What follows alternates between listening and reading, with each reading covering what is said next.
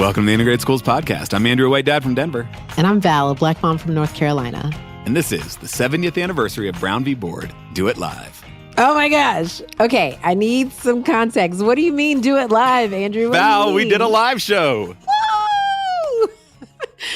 Now, we have to tell the good people about how we had this wonderful opportunity to be in the room with some of the people leading the effort to help Brown become a reality 70 years later. Yes, it was incredible. A deep honor that we got to participate in this event. We've been talking about doing a live show for a long time, and we finally got to do it in Washington, D.C. We got to be in the same place as each other for only the third time ever, which was also great. And talk about a historic venue to have our first live show, the Oprah Winfrey Theater at the National Museum of African American History and Culture. It was amazing. It was incredible. It was incredible. We had a lively audience of about 300 people who were there committed to figuring out how we do integrated schools well.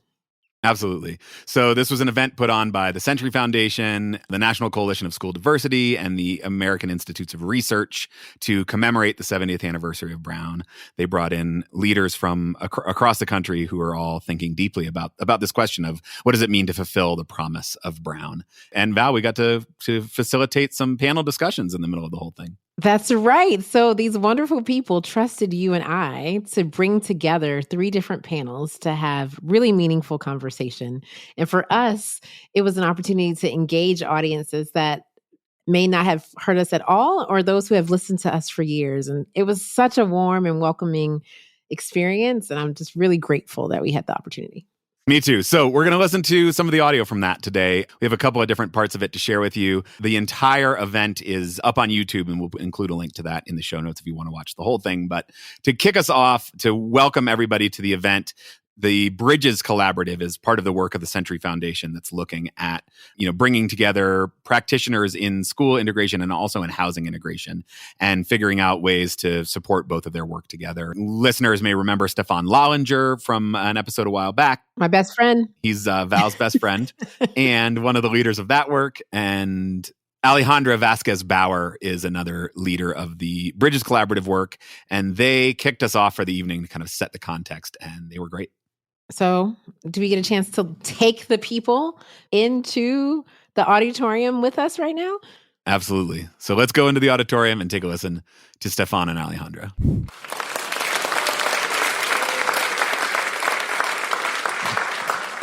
Good evening, everyone. Thank you. And welcome to Brown at 70, fulfilling the true promise of school integration. My name is Alejandra Vasquez Bauer. And my name is Stefan Louis Lallinger. We are so honored to be able to host this event at such a historic venue, the National African American Museum for History and Culture. Let's give them a round of applause.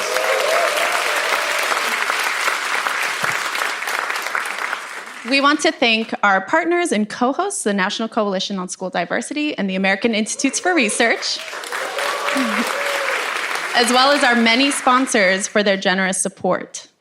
We are here to commemorate 70 years since the momentous decision in Brown versus Board of Education. 70 years. Think about that. 70 years is about 2 generations.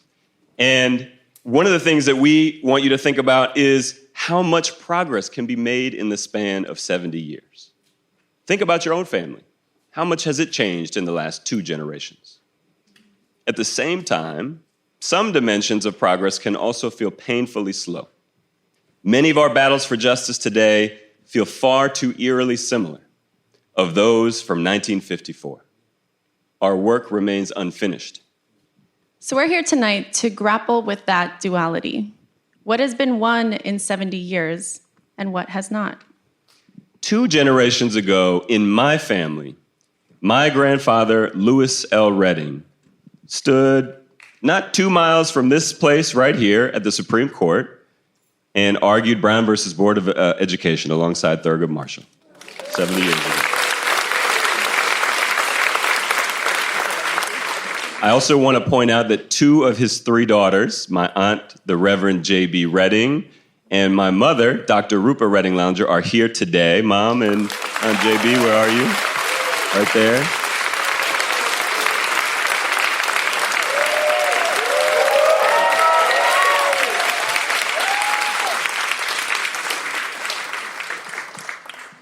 So, a day 70 years ago, when a black man stood before the Supreme Court, is a day that his grandmother, my grandfather's grandmother, my great-great-grandmother probably could never have imagined. She was born into slavery in Maryland 2 generations prior. That's progress. At the same time, in dozens of states in 1954, my grandfather would have been unable to vote, would have been unable to dine in certain establishments, and would have been unable to secure a hotel room to sleep at night.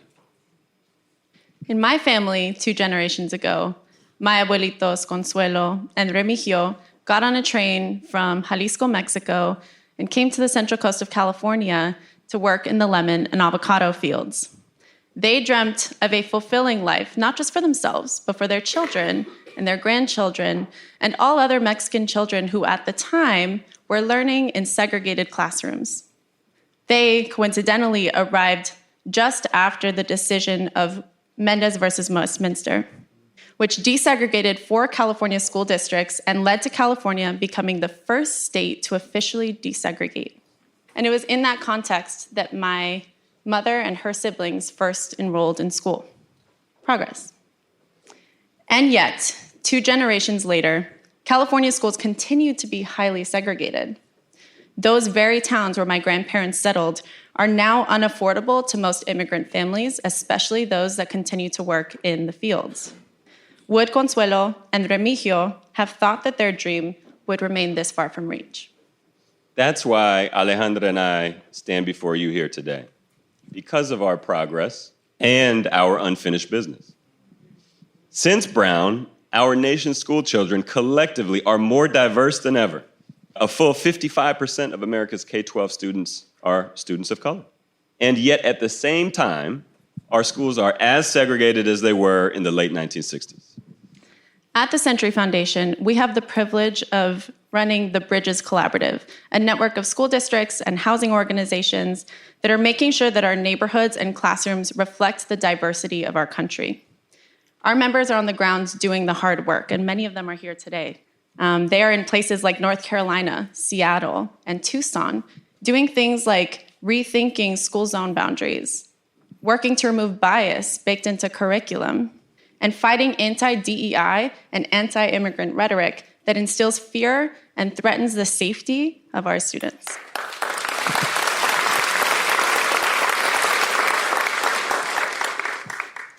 Our challenges may look different today, but they're no less real than they were 2 generations ago.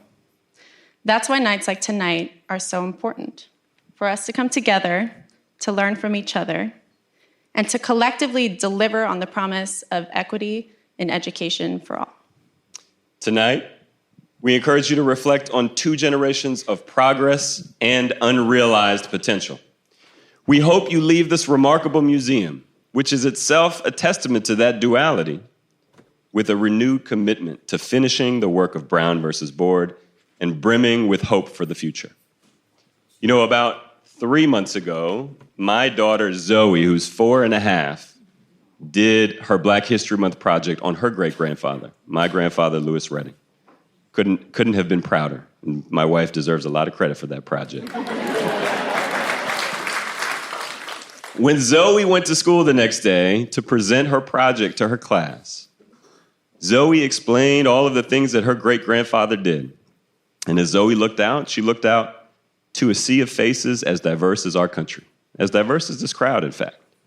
That's progress. So tonight, we ask you, what shall be true for your grandchildren? What story will we sit here and tell in another 70 years?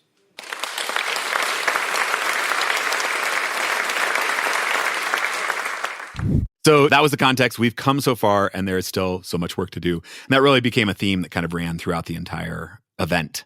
So after Alejandra and Stefan set the tone for the evening, the keynote speaker for the event was the great Congressman Jim Clyburn from South Carolina. That's right. The South has something to say.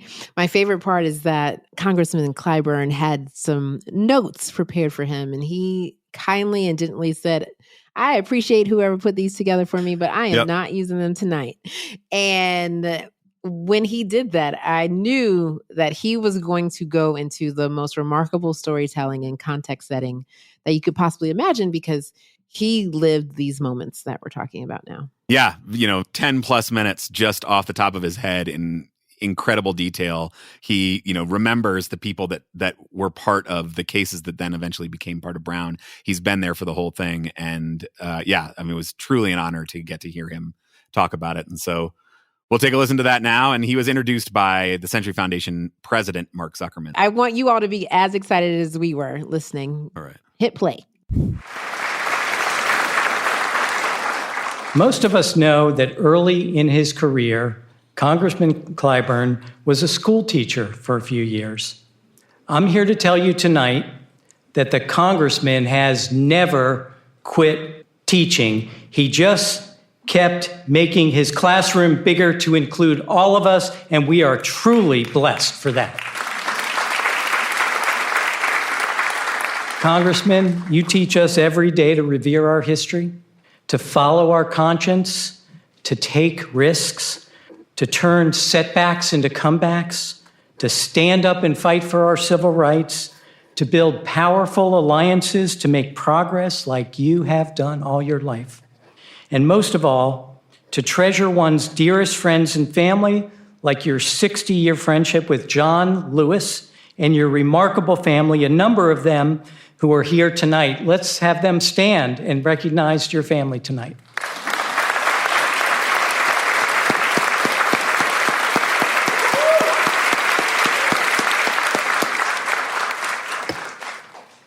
Congressman, in your honor, I want to read the two most cherished sentences of Brown v. Board.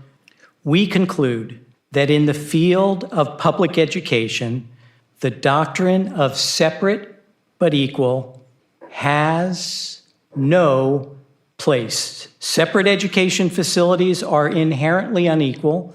Congressman, there is no one in Congress or even in the country better suited to kick us off tonight on this historic 70th anniversary of Brown than you, Congressman Jim Clyburn. Please join me in welcoming him to the podium.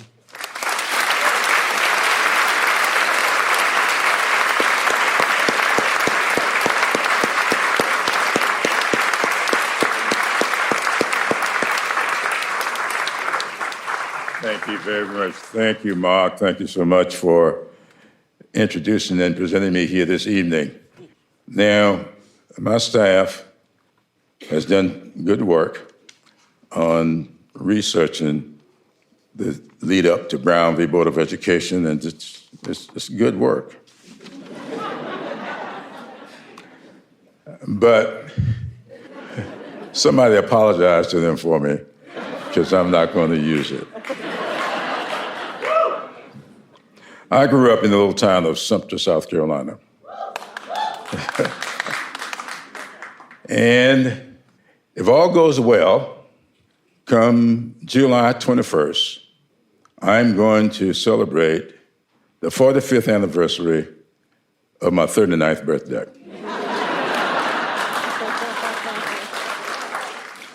That means if your math is good, come July 21st, I will turn 84 years old.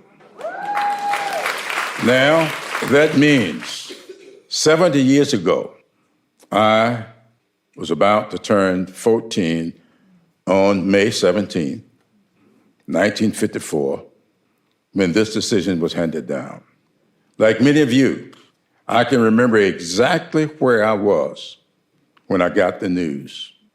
I was on the corner of Bartlett and Salem Street, on my way, walking home from segregated Lincoln High School, when someone came to the door and yelled that this decision had come down. And they were yelling, in September, we'll be going to integrated schools. Or so we thought. 2 years later, a second Brown decision came down. And in that decision, the critical words were, with all deliberate speed. We are still trying to figure out what that means. Now, after all of the opposition to Brown, the Fifth Circuit Court of Appeals wrestled with what to do to integrate the schools. Now, the Supreme Court, in trying to get to a unanimous decision, did a lot of compromising. The Fifth Circuit Court of Appeals, in trying to implement integration, came to the conclusion that they were never going to get the votes that were necessary to do that.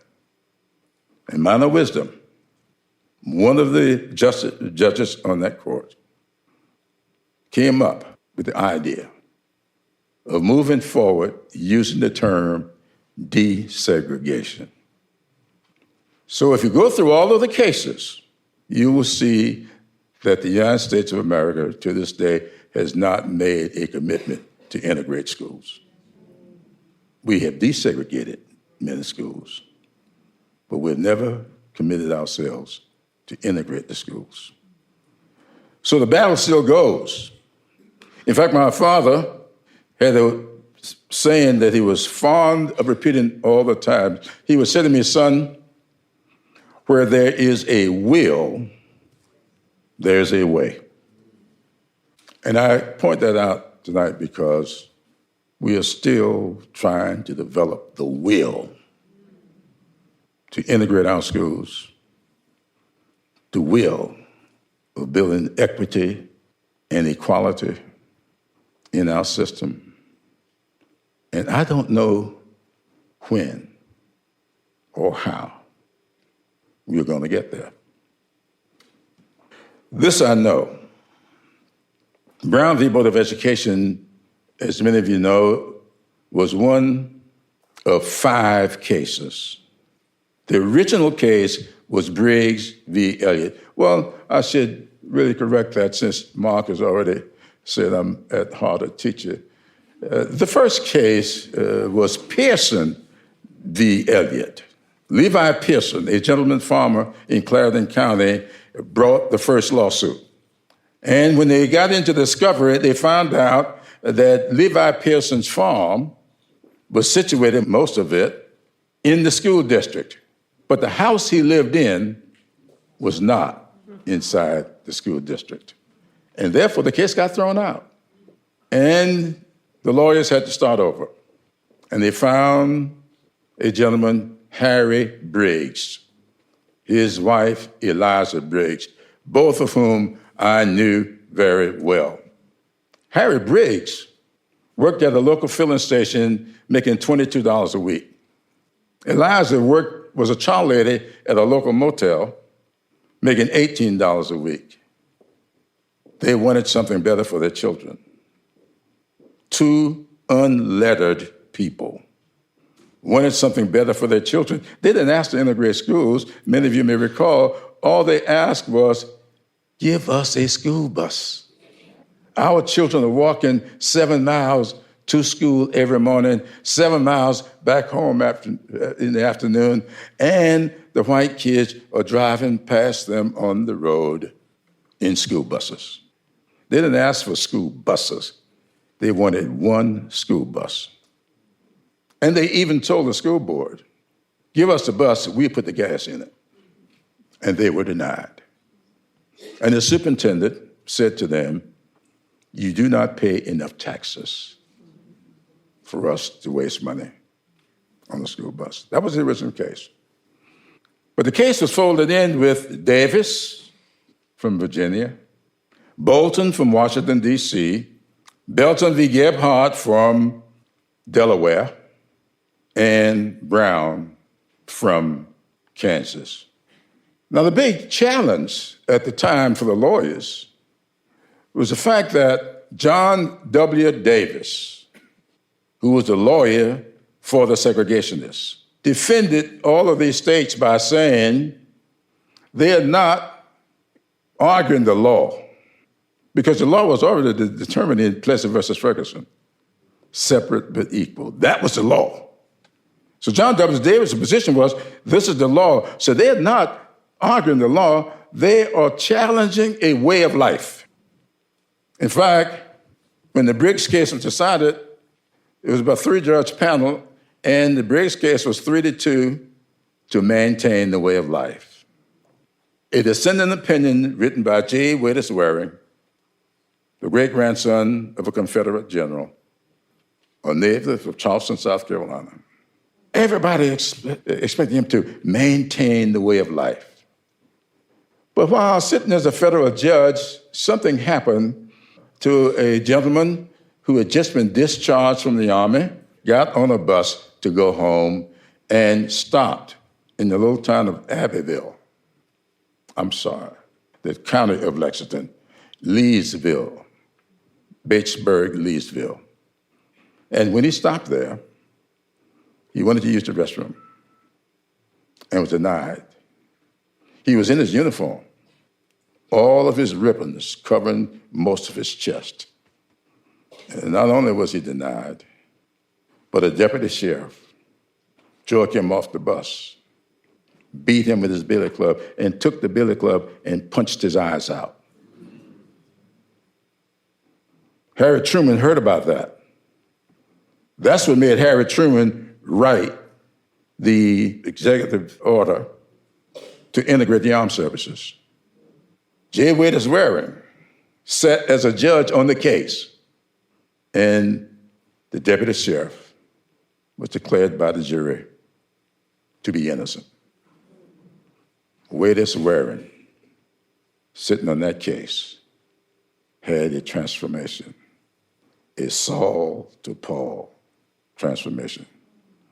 And so when this case came before him, he wrote a dissenting opinion, disagreeing with the way of life. And as a result, Thurgood Marshall and others took that dissenting opinion, and that became the basis of their appeal of these 5 cases that went up to the Supreme Court. In the 9-0 decision, the Brown case was handed down. A tremendous victory. Now I point this out as the background of Brown. And the reason I do that tonight is because a lot of people have argued, well, why is the case called Brown? Why wasn't it called Briggs? Alphabetically, it should have been Briggs. Chronologically, it should have been Briggs. So why was it called Brown? Simply because it was a decision made by the judges that the one case of the 5 that was not the Southern case, that was not about preserving a way of life, was the Brown case. And that is why the case is Brown. It was part of their tactics. It was part of what made that decision 9-0. It was part of what made Minor Wisdom and the others on the Fifth Circuit Court of Appeals do what they did to get the schools desegregated. The question now becomes, will we ever develop the will and find the way to integrate it? Thank you.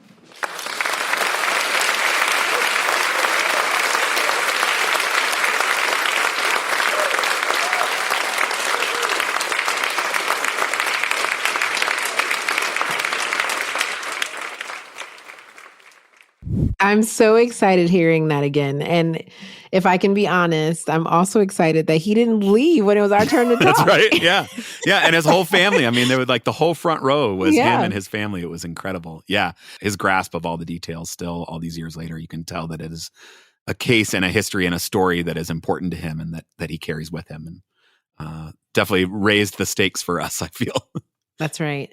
I want to touch on that, carrying that story. You know, we are also living in a time that I hope we remember and we recall in great detail about the changes that we have experienced and or worked for and fought for during our lifetime. And so if you're not telling those stories to your children and your grandchildren about how you showed up, I want to encourage you to do that, because I think that is a gift that we need to continue to pass on. Yeah, absolutely. Absolutely.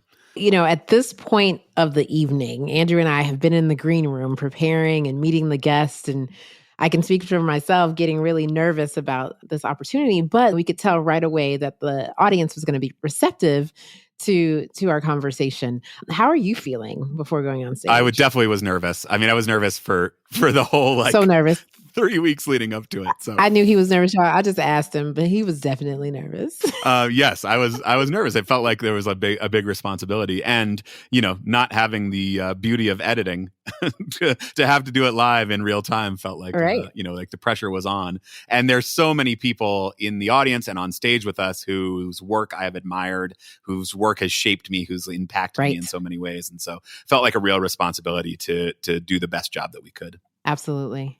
So after Congressman Clyburn finished, we heard from Terrace Ross from AIR, who introduced Shahina Simons from the Department of Justice Civil Rights Division. And they were both great. If you want to hear them, you'll have to go watch the full video, which again, there'll be a link in the show notes to the whole thing, because we want to get to these panel discussions that were why Val and I came in the first place.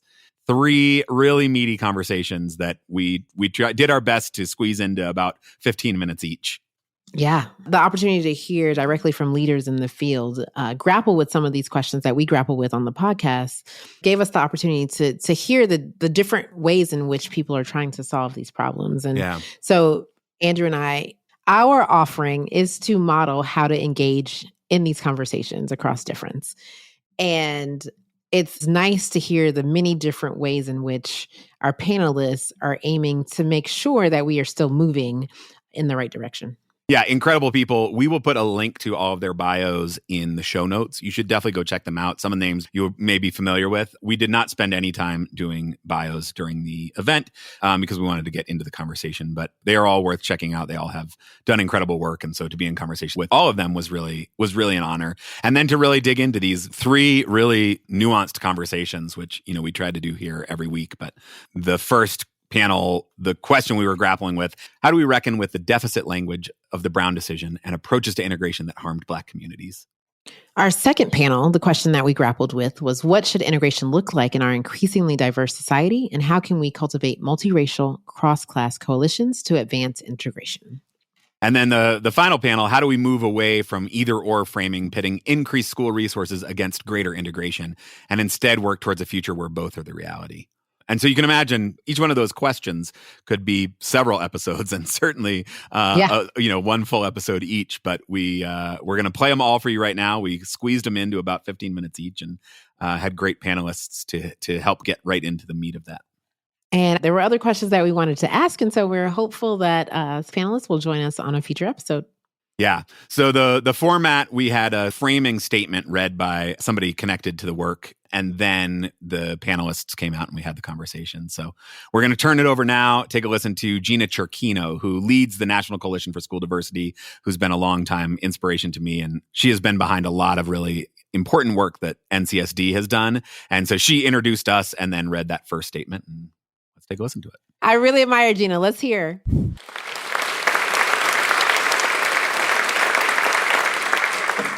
Good evening.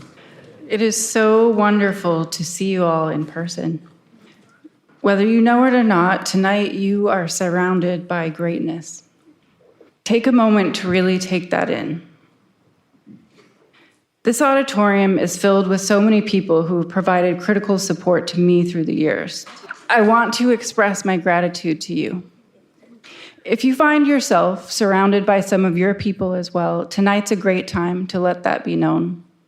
And if you're new to us, I hope that you emerge from this evening with caring connections that sustain, inspire, and push you.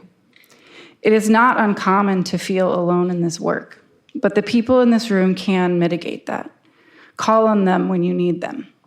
Please meet as many people as you can tonight and carry those relationships forward.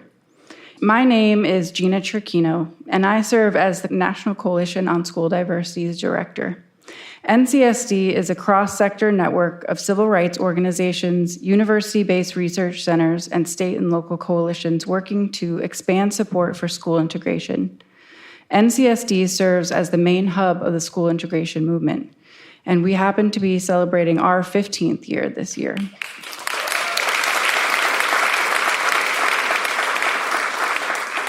The concept for tonight's events emerged from several late nights of reading a series of essays edited by Derek Bell, yes, that Derek Bell, and published around the 25th anniversary of Brown. He lamented that the absence of, quote, positive criticism has taken its toll in several areas of civil rights activity, but nowhere has the damage been more apparent than in school desegregation. His authors grapple with some of the thorniest aspects of desegregation implementation. Tonight, we turn the mirror on our movement and attempt to discuss some of the most longstanding and pernicious challenges in our work, with the goal of finding a path forward together. We will barely scratch the surface of these issues, but we aim to open a true dialogue about them in the spirit of Derek Bell's call for positive criticism. No one gets into this work and stays in this work because it's easy or provides instant gratification. We are here out of a deep commitment to changing the circumstances of our nation, of upending white supremacy, and ensuring that all children have access to the resources and opportunities they deserve. We could spend the entire night reading names of people who committed their lives to this work and whose efforts profoundly altered the course of history and helped our nation live more into its values. People who spent time at kitchen tables and in courtrooms or classrooms doing what they could to bend the arc of justice. It is difficult for many of us to truly fathom the realities they were navigating. I would be remiss not to call into the room a few such people.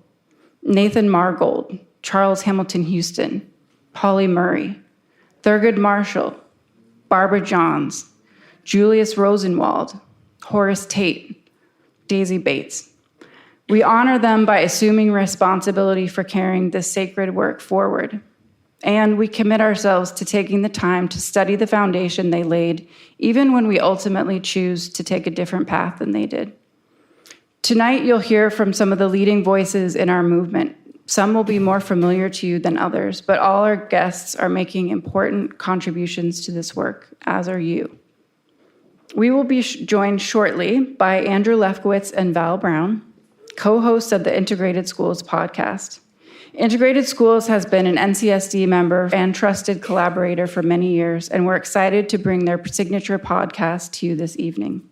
We gather tonight to manifest powerful ideas and prepare ourselves for the next leg of the journey. Thank you for being part of that. Please welcome Andrew Lefkowitz and Dr. Val Brown.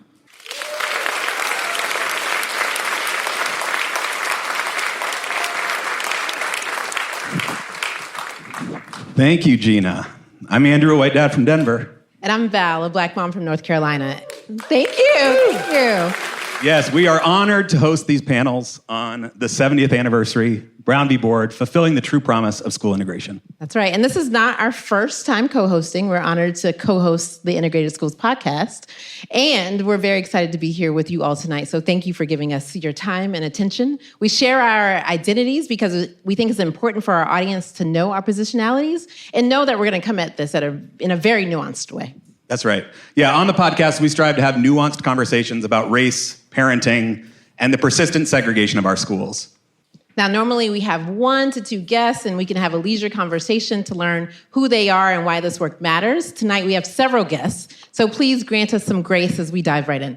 Yes, these 3 conversations we're going to share could each be an entire episode or several episodes of the podcast, but we're going to jump right in. There's a QR code you probably have seen somewhere that has the bios of all the speakers. We are not going to spend any time giving you their bios. Trust us, they are brilliant people who are worth believing and listening to.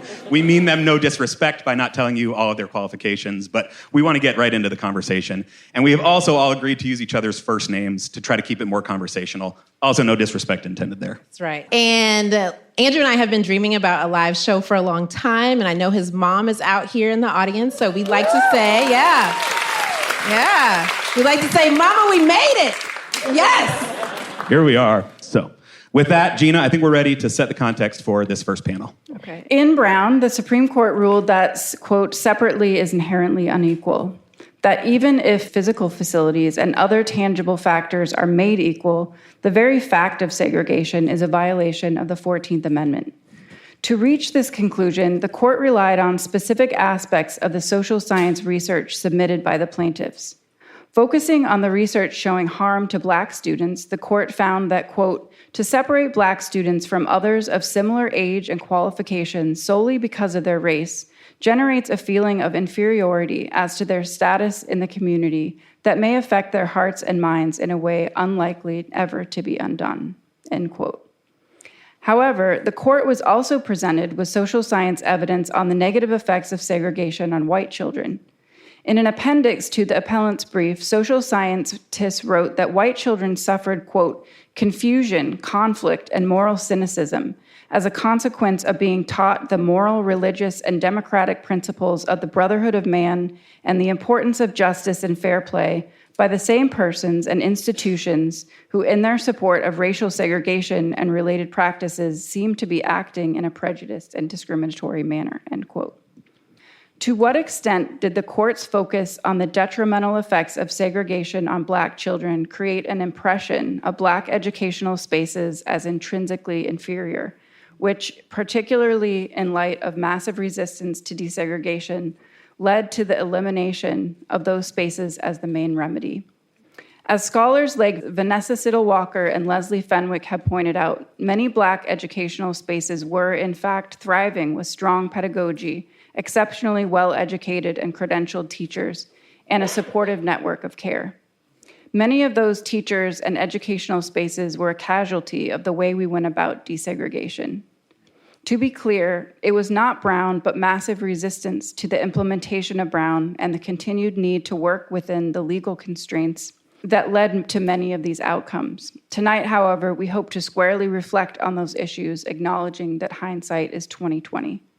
How might we fulfill the true promise of school integration by rethinking the court's framing, taking serious the research showing harm to all kids from segregation, and moving towards a strength-based approach to integration and educational equity? Thank you, Gina. We're going to bring our first two panelists out. Let's make a lot of noise for Damon Hewitt and Stefan Lallinger.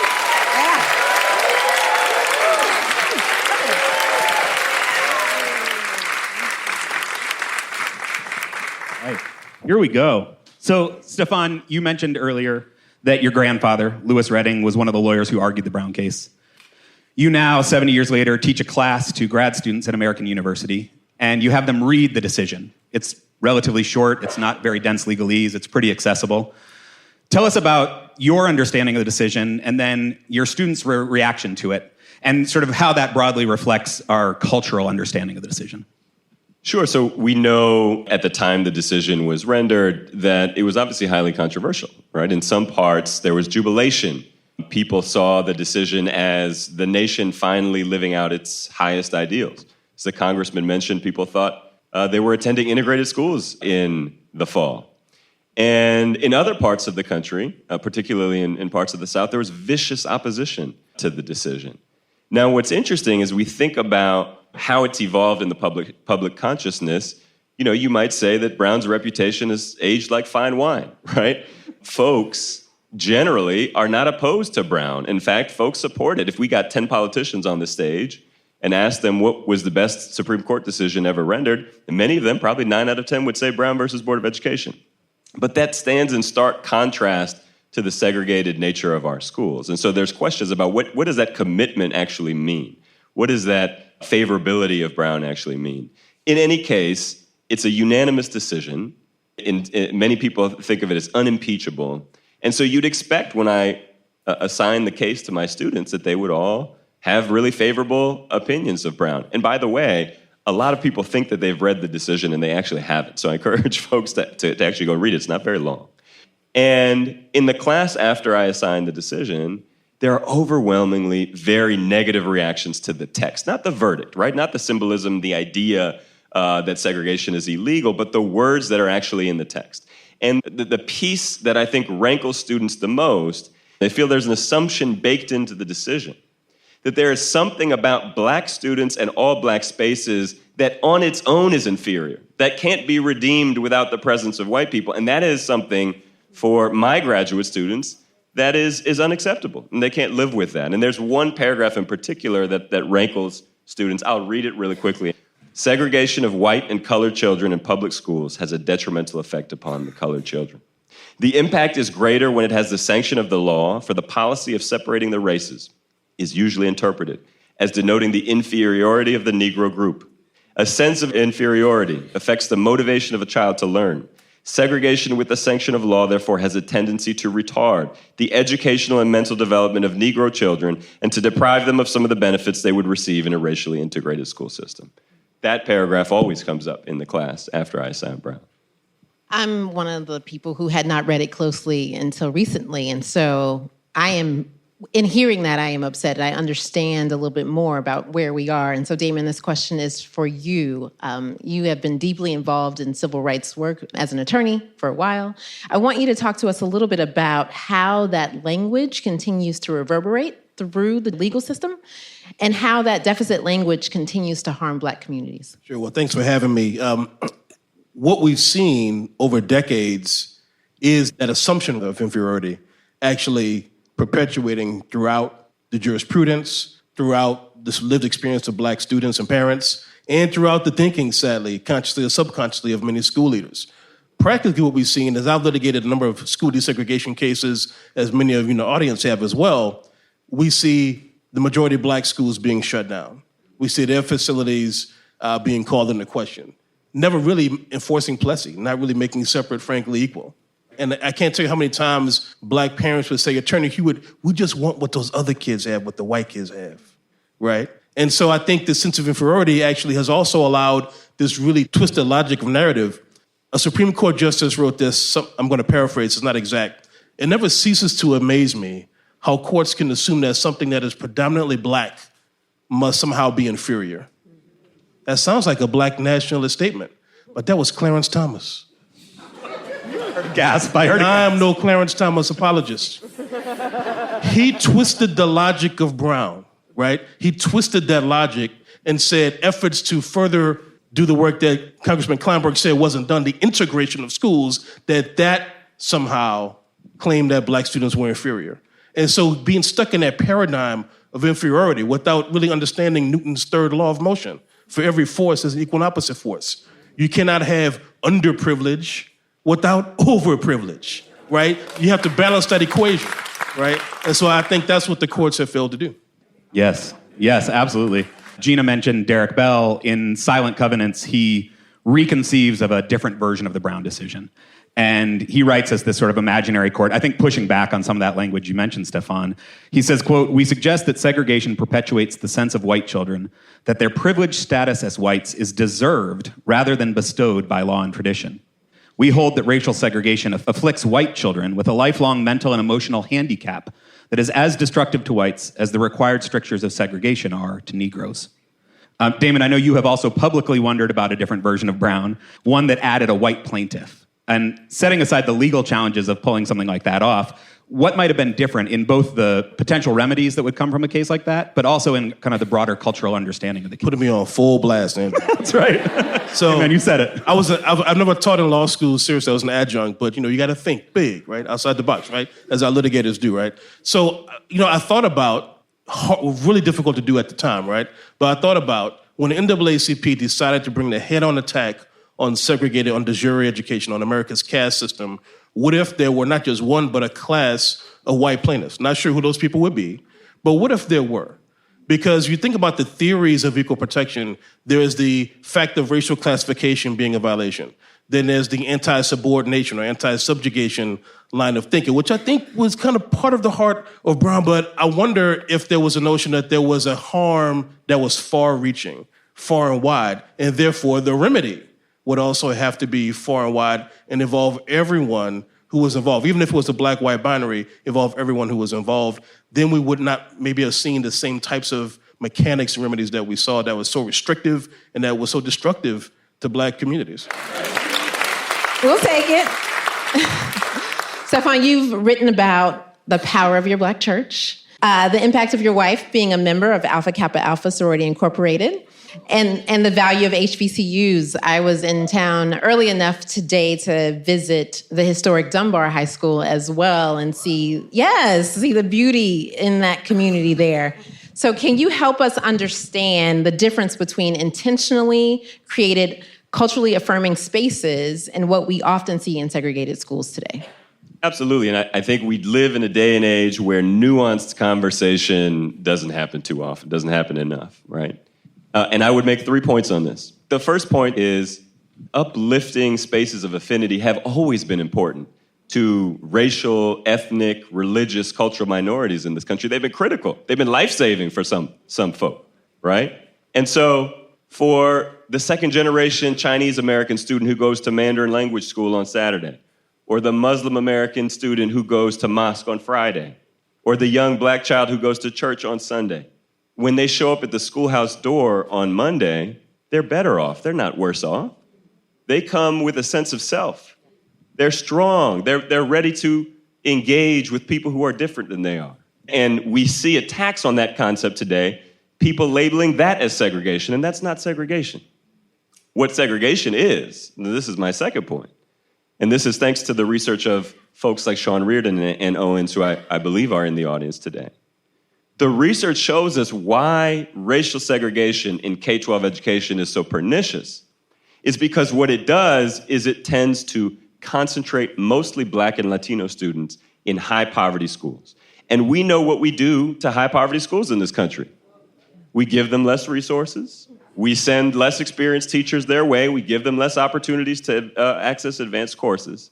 And so that is the operating mechanism by which segregation operates in underfunded, under-resourced K-12 schools. That is segregation. And then the third point that I'll make is a point around agency.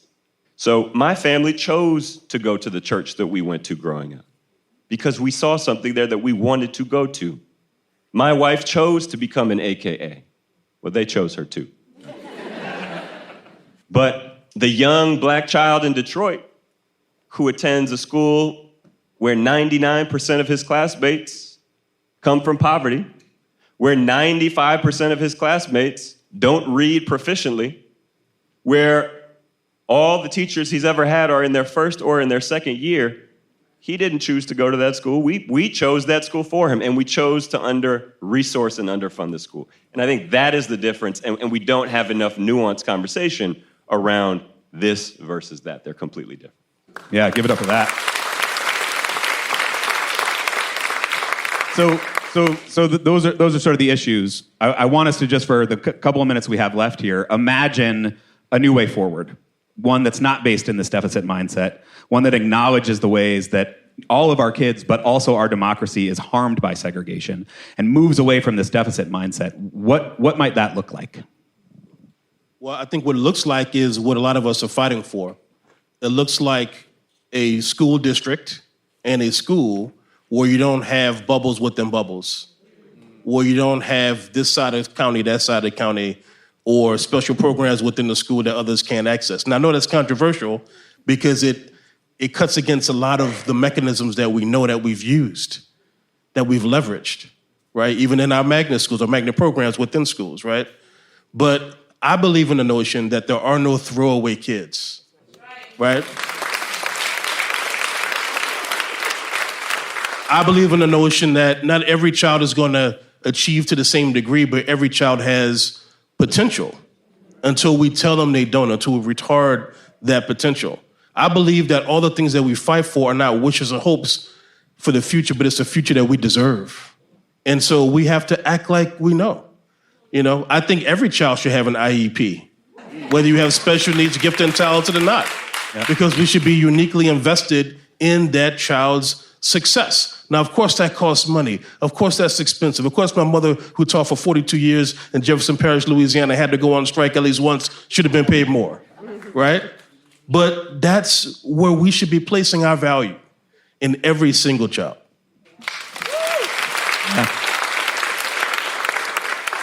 Damon, are you a preacher on the side? You just said a word. I'm gonna let Damon have the last word on that one. I think that was a good way to end. And we're gonna move right on through. All right. Well, we're gonna welcome to the stage now Elizabeth Horton Sheff, who is the mother of the lead plaintiff in Sheff v. O'Neill and the co-chair of the Sheff movement. And as she comes up, please give another big round of applause to Stefan and Damon. Thank you.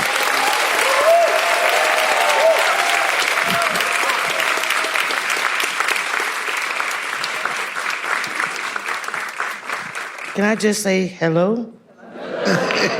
Hello. Around the birth of the Civil Rights Movement, integration efforts primarily aimed to desegregate Black and white communities.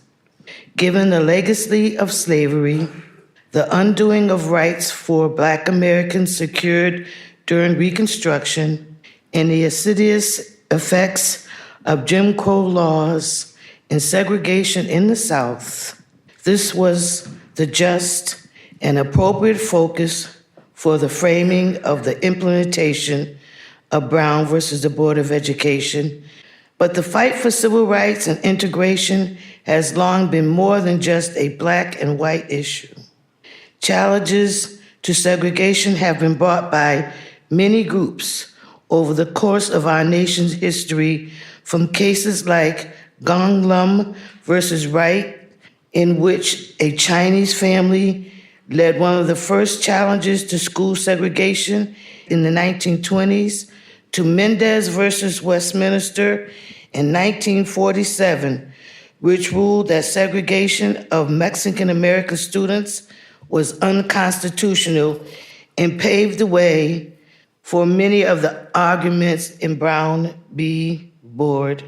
Today, Latina students are fast approaching 30% of the total student population, and Asian Americans and Pacific Islanders constitute the fastest growing racial and ethnic group in America. Both groups have faced significant discrimination, and many have funneled into extremely segregated schools. As we commemorate 70 years since the Brown decision, and as the neighborhoods and schools and communities continue to change and further diversify, integration efforts must evolve to meet the changing needs of local communities being served. How have integration efforts shifted as our populations have changed since 1954? And how can we fulfill the true promise of Brown for the increasingly multiracial, multi-ethnic America of the next 70 years? Thank you, Mrs. Chef. All right, please welcome Vanessa Leung and Anna Cole to the stage to continue the conversation. Come on out. All right. Anna, you are the leader of a district in Colorado that is about 60% Latine. All of your schools are pretty close to the district average in terms of their demographics, so segregation between schools isn't a major issue. But as we so often see, segregation can also show up within schools. As you think about integration, particularly with your large Spanish-speaking population, what challenges do you have, and how are you trying to address them? Thanks, Andrew.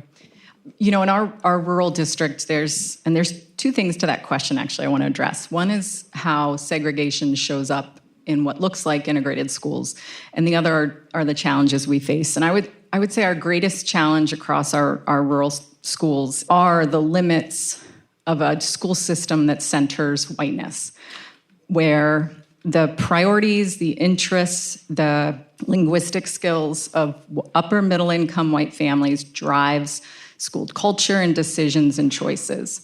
For example, what that looks like is our Spanish-speaking families are not a challenge, but the limits of our English monolingualism absolutely are.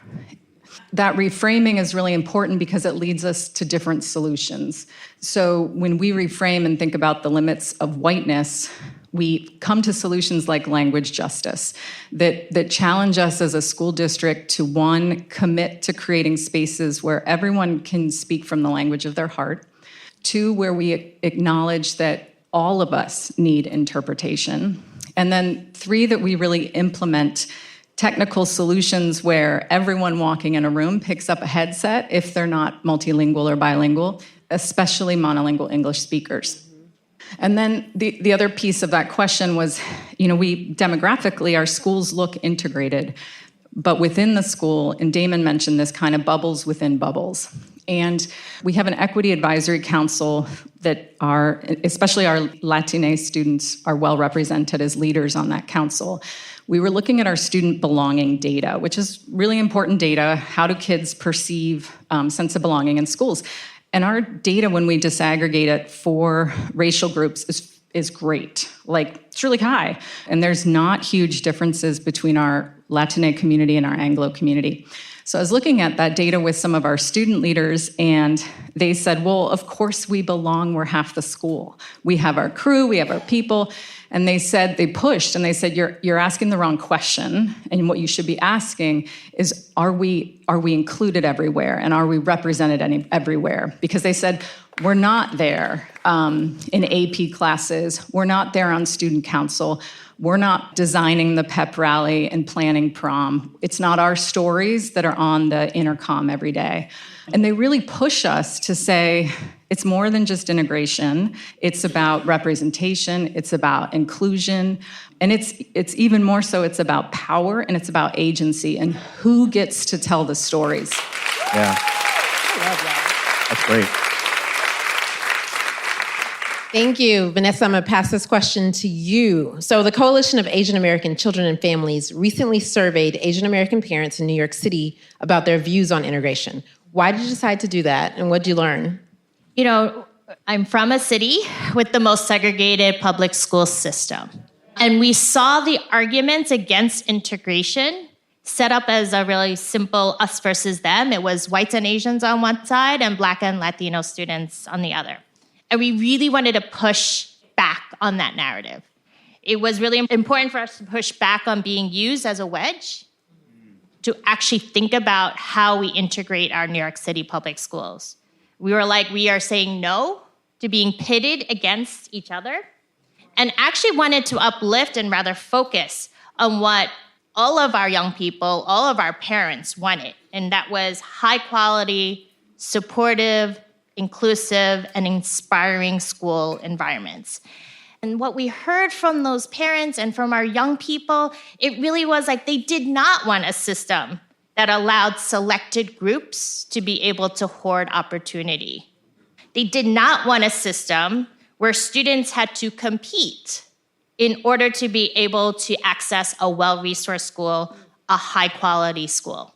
And what they really believed was there was intrinsically value to being in an integrated learning space, because that was where those environments would create much more rich conversations, being able to be challenged around perspectives, really kind of focus on critical thinking. And that's what would prepare our young people to actually be able to live in the global society that we are in. Yeah, that's great. I mean, I think it sounds like one of the challenges, one of the ways that the AAPI community in this instance gets used as a wedge is this sort of umbrella thinking that there is an AAPI community that is one community that has one set of beliefs that believes one thing. Obviously, the AAPI community, no community is a monolith. Help us unpack a little bit about not just sort of the diversity of opinion, but also the diversity of lived experiences captured within that big umbrella of Asian American or AAPI. Yeah. And I am from a coalition, so this is our work about uniting a really diverse AAPI community in New York. I mean, we're talking about a community that is at least 50 different ethnic groups. We speak over 100 different languages. We have varied experience of what brought us here, when, like third, fourth generation to recent immigrants. We have undocumented green card holders, refugees. You know, there's different class and educational differences that, you know, we have low income, working poor, families who are working multiple jobs. And then we have folks who have that college degree, and then all of that gets lumped all together. That diversity and the challenges and the inequities within the AAPI diaspora is lost when we're seen as a monolith. When data is lumped together under this one umbrella, or sometimes like that data doesn't even exist for us. We're subjugated to other or unknown or not even included in the dialogue. It's like when that happens, we're not building that understanding of the gaps and the challenges. And if we don't articulate those gaps and the problems, then we're actually never going to get to the right solutions. And we actually also don't see where we have those shared struggles and how we can best collaborate on what we need to do to transform our communities together. Anna, sometimes we get a little personal on the podcast, so I'm going to ask you like a direct question, an identity-related question. So as a white school leader serving a majority Latino, Latina community, what are some lessons that you've learned in trying to fulfill this promise of integration at a school level? Thanks, Val. Yeah. You know, I think it's similar to what I mentioned before, that is having a really keen awareness of the limits of a white-dominant school system, and to really recognize how centering whiteness doesn't get us to the right practices or solutions that we need to really to support our multilingual and multiracial community. Our Latinx students are similarly as diverse as what Vanessa named. Our students and families represent countries and have roots in countries across South and Central America and the Caribbean, linguistically, politically, socioeconomically diverse. And what a white dominant system does is likes to overgeneralize and other and clump groups together. And we lose the diversity of voices, of lived experiences, of possible solutions. You know, I've learned to be very concerned when I hear statements like, well, Latina families think X or want Y, and we really need to be challenged to dig deeper, to build relationships, to really recognize and amplify the many voices that make up our community and center those voices, not the narratives that we're hearing or that a white system likes to generalize. Thank you. We have another meaty question, but I got the sign that we are at time. So you all have to agree to come on to the podcast so we can continue to ask you meaty questions. Please, let's give it up for Anna and Vanessa. Thank you. All right, we get to welcome Malaysia McClendon, Program Coordinator at the Dudley Flood Center for Educational Equity and Opportunity in North Carolina, whoop whoop, to help contextualize our final panel. Thank you so much for being here. Thank you. As we discussed in our first conversation, Brown did not challenge resource inequities between Black and white schools. Instead, the lawyers focused on the impact of state-sanctioned segregation itself. The court recognized that, quote, the Black and white schools involved have been equalized or are being equalized with respect to buildings, curricula, qualifications, and salaries of teachers and other tangible factors. Our decision, therefore, cannot turn on merely a comparison of these tangible factors. We must look instead to the effect of segregation itself on public education. However, we know that resource inequities between Black and white schools were and continue to be prevalent and persist despite the goals espoused in Brown. Because Brown sought to end the very concept of segregated schools as a matter of law, it could not, at the same time, effectively address the resource inequities that then continued to exist when its central promise was undermined in the following decades. 14 years after Brown, in the 1968 Green v. New Kent County decision, the Supreme Court finally endorsed a more holistic legal framework for desegregation. In Green, the court held that, in order to remedy segregation, root and branch, districts must address 4 things in addition to student assignment: faculty staff assignment, transportation, extracurricular activities, and facilities. Although Green introduced more factors into the framework for desegregation, resource equity continued to operate on a separate legal track. Not too long after Green, with decisions like San Antonio v. Rodriguez in 1973 and Milliken v. Bradley in 1974, the court turned its back on addressing both segregation and inequitable school funding. Our last conversation focuses on 2 main questions. What are the implications of this bifurcation between integration and resource equity? And how can we address these 2 issues in tandem as we move forward? Thank you, Malaysia. To help us unpack all of that, please welcome Saba Biretta and Matt Gonzales.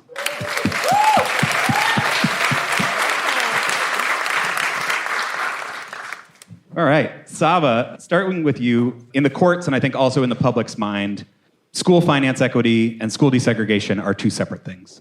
And I know this is in part why you started your organization, Brown's Promise. What's the harm of keeping those two things separate, and what could be gained if we tried to bring those two things together? Thank you. It's such an important observation and very much the reason why Ari Americano and I started Brown's Promise. If you'll indulge me a little bit, I think it's important to really think about how we got to this place where school funding equity and desegregation became so distinct in jurisprudence and policy advocacy and our research. And I teach education law. When I teach Brown, I have to remind my students, Brown is not an education adequacy case. It is a case in which the court demands that states dismantle their systems of de jure segregation. It does not demand that states provide a super high quality education. If states decide to provide an extremely poor quality education, which unfortunately some of our states have decided to do, but does that with no legally imposed segregation of the races, there's no violation of Brown. So right there in our seminal case regarding school desegregation, the court is treating segregation as an issue separate and apart from the laws and the policies that create resource inequities between schools. So given the law's treatment of these issues is so distinct, it makes sense that the public also sees them as distinct. And I think the harms that have resulted from this, in my view, are one, states have maintained these racially neutral laws around student assignment, around how we draw our district lines, around how we fund schools. And that's allowed for significant entrenched resegregation of our schools, which often undermines school funding gains. There's also a level of comfort that we have accepted with racially segregated schools because we hope that school funding can overcome those challenges that those schools face. And I think treating these issues as distinct allows us to ignore the fact that in most places, educational resources, money, great teachers, rigorous coursework is plainly correlated to the whiteness and the wealth of schools. And to put it plainly, green follows white. So as Ari and I reflected, such a great audience. So as Ari and I reflected on that in our own professional context, where Ari had been a school funding person her whole life and really thought about how do we get more money and resources to schools of concentrated poverty. And I spent a lot of my career thinking, well, how do we get more of those students to have access to schools that have higher resources? We really saw the need to link the goals of reaching resource equity and school desegregation as inextricably linked. We know racially and socioeconomically segregated schools can be successful, but it's difficult, it's expensive, it's hard to do at scale, and in majority white state legislatures, we don't get the funding that districts of concentrated poverty need to be successful. And then finally, if we have any hope of building a multiracial 21st century strong democracy in this country, we cannot have generations of students continuing to go to schools that are segregated and expect that they're somehow going to be prepared for the military, for higher education, and the workplace after never experiencing going to school with kids of difference. Absolutely.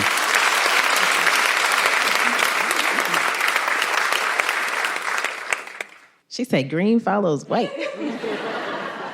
Val's white Matt. supremacy headache is acting up again. That's right. Okay, here we go. Matt, okay, I think it's fair to acknowledge communities of color who push back on integration as a tool for educational equity because past attempts have cost communities of color so much. So Saba just named that our system would be more efficient overall without these concentrations of segregation, and that there are ways to think about school funding differently. So what does it look like for a system to embrace, as integrated NYC students call, real integration? Sure.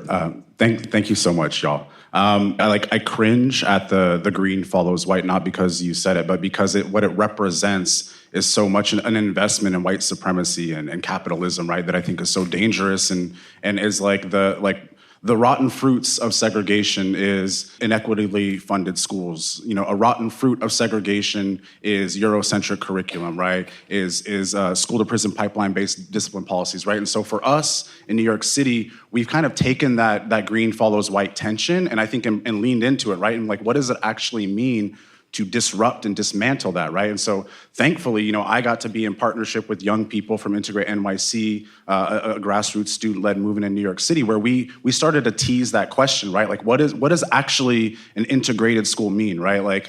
A desegregated school means we all together, right? But like that, we can be together and power can still be rooted in whiteness and white supremacy, right? And for me, integration is like we're sharing power, right? And so the framework, the 5 R's of real integration, thinks about race and enrollment, right? How do we assign students, right? But it also acknowledges, in New York State at least, we have this framework called the Sound Basic Education Framework, which is a school funding case, right? And I think for me, really the only way to build meaningful coalition with Black and brown families in New York City to talk about integration was to say, I'm also committed to fully funded schools, right? Regardless of who's in them, they need to be fully funded. And if we're not fighting that fight, we're not doing the fight for real integration, right? And so resources is another element of that, right? But the other piece, right? Why are all the Black kids sitting together, right? Like really thinking of like what's happening inside of the school, right? And so we think about relationships as another R, like what are the investments we're making in creating school cultural practices, curriculum and pedagogical opportunities for young people to connect with each other, right? Because if we're all sitting separately, we're never gonna build together. We're never gonna grow together, right? So like, again, this framework is thinking of all these different layers and all the rotten fruits of segregation, right? The 4th R is about representation. Who's at the front of the classroom? Who's leading the school? Who are young people getting to see as representatives of educational leaders, right? Educolor in the crowd, right? How are we ensuring that Black and brown educators are leading our young people and like the exponential benefits that Black and brown students receive from a Black or brown teacher, right? And lastly, right, thinking about restorative practices, because the school to prison pipeline, again, is a rotten fruit of segregation, right? The first policies in New York City to exclude and remove children from schools came a year after the Brown decision was passed down. And that was because the city knew that once Black and brown students and white students were together, the school needed to figure out a way to remove them, right? And so we need to understand the relationship between like disproportionate discipline policies, culturally destructive policies and practices, the inequitable funding of schools, and segregation, right? Those are all part of the practice and part of the functions of segregation. And so for us, our policy framework, our advocacy has always had to be intersectional. And this is because young people are rooted in intersectionality. And I think it means our movement as an integration movement, it ain't integration if we're not doing it all, right? And if we're not committed to doing it all, let's not do it then, right? Yes, sir. Yeah. We're coming up on time, but I do want to give you each a chance. People will point to challenges from the past ways we went about desegregation and rightfully highlight areas where they've sort of failed. But we don't have to go back to that. There are other ways to think about both of these tracks, resource equity and desegregation of schools. And just in sort of a minute each, to Sabo, you can start, like, what does that look like? What does it look like to kind of do this different for the next 70 years? Sure. So first, I really do think it is important that we sit with and honestly confront the challenges of Integration 1.0 so that we can move differently going forward. I'm a direct beneficiary of Brown. I went to wealthy, highly resourced schools in Tampa that litigators litigated the right for me to go to. And my mother went to segregated schools in Florida. And so in one generation, we had access to opportunities in those schools that I never would have had access to. But I also faced outright racism every day of my schooling. Teachers who didn't believe in me, a sense of not belonging, feeling estranged from my own community. So I think we have to start from a place where we do not repeat any of those things going forward. And that means being serious about not viewing integration as only students of color bearing the burden of students of color leaving their schools and their communities, but that's not the only way that we achieve integration. And that means we have to be creative and aggressive about different policy solutions. Let's keep it real. We have to think about changing school district lines. We treat them like you cannot change them, even though we change congressional lines every 10 years. Like, they are not immovable. They are not defined by a higher power. We can change them, and we can do it in ways that do not, end public education. We can think about how to make districts more porous so students can move between them for inter-district boundary programs. We can think about strengthening magnet programs. But all of that has to be done with the student experience at the center to get to the places that you're talking about. We have diverse educators. We have a curriculum that accurately reflects culture and history. We have extracurriculars where kids can actually go to and feel that they belong in a school. So I think we start from the student experience place and then challenge some of these ideas that we think have been immovable like school district lines. Absolutely. Matt, bring us home. I'll be really brief. I think there's like two things that I'm really holding right now. One is integration is not just about moving bodies. It's about moving policy, resources, opportunity, and power. That's one. The second thing is like we need schools that truly love our children. And like, we don't have that, right? We have schools that actually hate our children in our communities. And so if we're not investing, we're not making those commitments to love our young people, love their families, love our communities, then we will constantly be doing violence. And so like, I think that comes from, and we could talk more about this later outside, but that comes from an abolitionist like ethic, right? I think we all in this movement and everything we're doing centered or rooted in equity need to start thinking about how abolition fits into the practices we live in and then those that we engage in with our communities. That's all. Let's hear it for Saba and Matt. Yes, give it up. Let's give it up for our last panelist. On behalf of all the panelists, on behalf of Val and myself, thank you to the Century Foundation, NCSD, AIR, the museum, the staff here. This is just an incredible event. We're really honored to be part of it. Yeah, and thank you all for being such a dynamic audience. We really appreciate it. And then taking Matt's final words, if we're sitting separately, we will never build together. So stay together. All right? Thank you. All.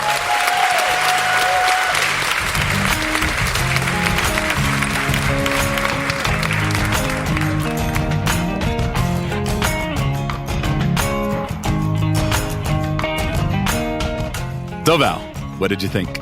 Listening to that episode again, I'm filled with gratitude for the opportunity to engage in such meaningful conversations with people who care deeply about this work. What we were able to witness in the conversations was true expertise and deep commitment to the work at different entry points. Yeah. And so to learn from and with them and to have them trust us in that conversation means a lot, right? Because they're putting themselves out there and they just let us walk with them through that conversation. And that meant a lot to me. Yeah, me too. I mean, I still think it's certainly like on the list of coolest things I've ever done. To be in that historic space, to be in that room with all those people was really special. And then to get to spend the whole weekend, we were in DC for several days and there were a whole bunch of integrated schools people there, board members and staff members, leadership team people. Like it was just a really, really special weekend. Right. You and I have only met a couple of times and this was the first time I got to spend any quality time with the integrated schools community. And it was great because we walked out on stage and we automatically had fans in the stands who were cheering loudly for us and taking pictures for us and rooting us on. But to actually meet people in the local community in DC who were part of the integrated schools community, for people to fly in from as far as California to be part of the conversation. Yeah. It was really a homecoming of sorts. And the question came up at one of the meals that we shared together is like, how do we do this regularly? Like, how do we bring the integrated schools together face to face so that you know that you're together and you have a community? Yeah. Something that Gina said as she was introducing us, that this work can be lonely, but that it's opportunities like this event to bring people together, to remind everybody that we are in this fight together. And that, as you always say, the only way we win is together. It feels really important to make the most out of the times that we can be together and remind ourselves of the connections that we all share and the number of just incredible people who are committed to doing this work. Yeah. So would you do a live show again, sir? Absolutely. Yeah. Absolutely. Listeners, if you are looking for a live show, let us know. We would love to come. It was great. It was a different and a fun and a challenging experience, and it was special. It was special, and absolutely would do a live show with you again. We are talking to ourselves most of the time. Yep. And so to be able to be even in conversation with people in the audience who gave us different like facial expressions or like an amen, that the woman who gasped when Damon confessed that his quote was from Clarence Thomas. That was this loud, audible. Yeah, it was great. And so to be able to engage with folks, the audience in a new way that was really energizing. So thank you all. I know that you all are gasping and clapping and amening, when you hear us on the podcast.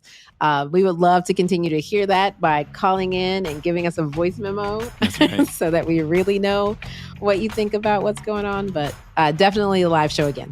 Yeah. I mean, it was a tight timeline. They were nuanced conversations that could have gone much deeper. We'll definitely circle back with some of the guests to hear more of their stories and have a little more time and space to expand on those things. And if you have thoughts that came up during those conversations, things that you're thinking about grappling with after listening, as always, we welcome your voice memos, integratedschools.org, and click on the send voice memo button, or go to speakpipe.com/integratedschools, speakpipe.com/integratedschools, and send us a voice memo. Let us know what you thought. Absolutely. And you don't have to wait for next year's anniversary to keep talking about Brown v. Board and what it means for your community and what it has meant to your community. So make sure you listen to previous episodes, share, have discussions with your local communities. The way that we continue to build momentum is by getting the word out. Absolutely. Check the show notes. There's been so much good stuff written about the 70th anniversary. We'll put some links to some of that in the show notes, and a link to the full event again. Oh, yeah. The evening ended with the amazing Dr. Bernadine Futrell. She brought things home. So definitely go click on that link and check out the full event to hear her closing remarks. And if you enjoyed this, if you appreciate the conversations we're sharing here and want to support our work, we would always be grateful for that. Patreon.com/integratedschools. Throw us a few bucks to help make the next live show a reality. That's right. Val, it's just like yet another evolution of the podcast, of our friendship, of this work. It was really special. I'm so grateful we got to do it. And as always, I'm grateful to be in this with you as I try to know better and do better. Until next time.